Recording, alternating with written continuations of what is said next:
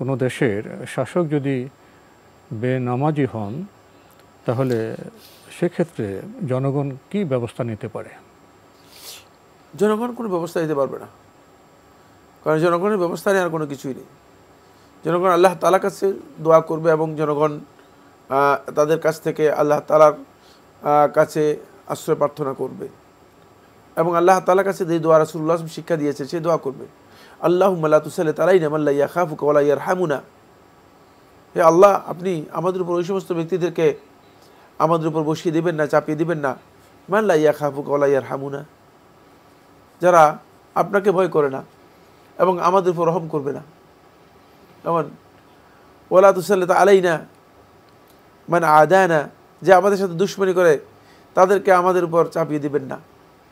এবং আপনি এই আল্লাহ তাআলার কাছে দোয়া করবেন। এই দোয়ার মধ্যে তো অনেক বড় বার্তা আছে, অনেক বিশাল বার্তা রয়েছে, অনেক বিশাল বার্তা রয়েছে।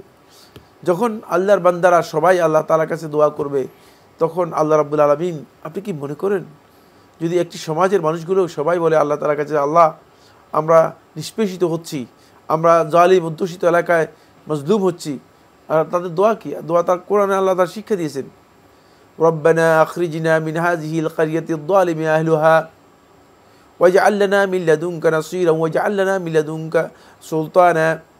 একেবারে খুবই স্পষ্ট কথা যে আমাদেরকে এই জালেম অধ্যুষিত জনপদ থেকে বের করে দেন, আমরা আর পারতেছি না, এবং আমাদের জন্য আপনার পক্ষ থেকে সাহায্যকারী পাঠান, আপনার পক্ষ থেকে আমাদের জন্য ক্ষমতা শক্তি পাঠান, যে শক্তি আপনি শক্তির মাধ্যমে আমরা এখানে বিজয় লাভ করতে পারি।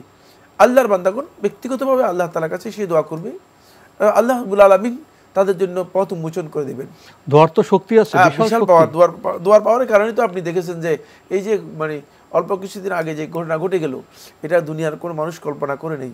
কিন্তু অবশ্যই দোয়া, এই দেশের মানুষ আল্লাহ রাব্বুল আলামিনের কাছে রাতে কেঁদেছে, শেষ রাতে কেঁদেছে, নামাজের পরে কেঁদেছে, তাহাজ্জুদে কেঁদেছে, এবং কি কোনোতে নাজেলার মধ্যে কেঁদেছে।